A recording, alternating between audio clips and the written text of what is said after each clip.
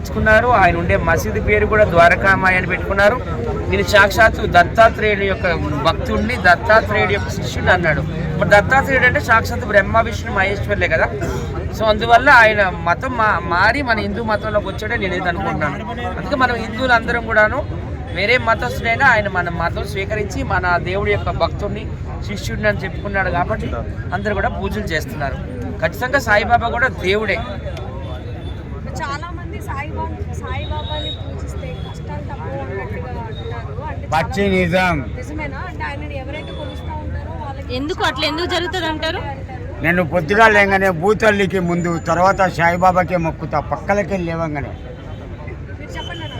బయటికి వచ్చేటప్పుడు ఇంట్లోకి వెళ్ళి బయటికి నాకైతే మంచి జరిగిందమ్మా. నేను షిరిడి చాలాసార్లు వెళ్ళాను. నాకైతే మంచి జరిగింది. చాలా మంది ఇండస్ట్రీలో పెద్ద వాళ్ళందరూ కూడా ఆయనే నమ్ముతుంటారు. రామప్రభ గారు కావచ్చు, అన్నపూర్ణ గారు కావచ్చు, పెద్ద వాళ్ళందరూ కూడా షిరిడి సాయిబాబాని నమ్ముతారు. ఎవరింట్లోకి వెళ్ళినా కానీ షిరిడి సాయిబాబా విగ్రహం ఉంటుంది. ఆయన పుట్టింది ముస్లిం మతంలో అయినా కానీ ఆయన హిందూ మతాన్ని స్వీకరించుకున్నారు. ఆయన ఉండే మసీద్ అంటే ఆయన ఒక ఇల్లు ఏ ఇంట్లో అయితే ఉంటుందో ఆ ఇంట్లో ఆ పేరు కూడా హిందూ పేరు పెట్టుకున్నారు, ద్వారకామాయి అని. తర్వాత ఆయన దత్తాత్రేయుని యొక్క భక్తుడిని అని ఆయన ప్రకటించుకున్నారు. సో ఆయన హిందూ కిందే వస్తారు. ఖచ్చితంగా సాయిబాబా దేవుడే.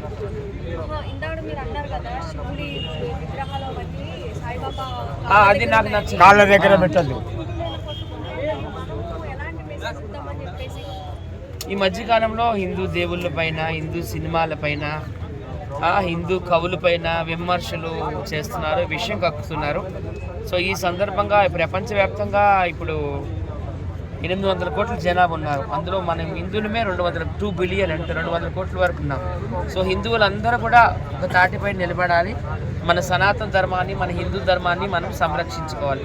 గతంలో కూడా ఇలాగే ఆపద వచ్చినప్పుడు స్వామి వివేకానంద గారు కావచ్చు, లేకపోతే ఆది శంకరాచార్య కావచ్చు, ప్రపంచ దేశాలన్నీ తిరిగి హిందువుల యొక్క గొప్పతనం, సనాతన ధర్మం యొక్క గొప్పతనం చాటి చెప్పారు.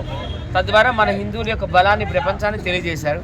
ఇప్పట్లో కూడా నరేంద్ర మోడీ గారు కావచ్చు, పవన్ కళ్యాణ్ గారు కావచ్చు, వీళ్ళందరూ కూడా సనాతన ధర్మాన్ని పరిరక్షిస్తున్నాం. చాలా సంతోషం. హిందువులందరూ కూడా ఏకతాటి మీద ఉండాలి. అలాగే అన్ని మతాలని కూడా గౌరవించాలి. సాయిబాబా ముస్లిం కులస్తుడైనా ఆయన మన మతంలోకి వచ్చేసారు.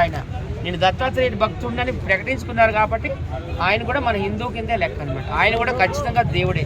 ఎందుకంటే మనం ఎవరి నమ్మకాన్ని మనం వమ్ము చేయలేము. ఆయన దేవుడు కాకపోతే షిరిడీలో తిరుపతి తర్వాత మళ్ళీ ఎక్కువ ఫ్లోటింగ్ ఉండేది మన ఇండియాలో షిరిడీ. ఆ విషయం అందరూ తెలుసు. షిరిడీ సాయిబాబా గారికి విదేశీయులు సైతం వస్తున్నారు. ఖచ్చితంగా ఆయన ఎవరు కూడాను దేవుడు కాదని అనొద్దు. షిరిడీ సాయిబాబా గారు కూడా ఖచ్చితంగా దేవుడే. అలాగే అల్లా దేవుడే, జీసస్ కూడా దేవుడే. ప్రతి ఒక్కరు దేవుడే. ఎవరి నమ్మకం వాళ్ళది. సో అన్ని మతాలని కూడా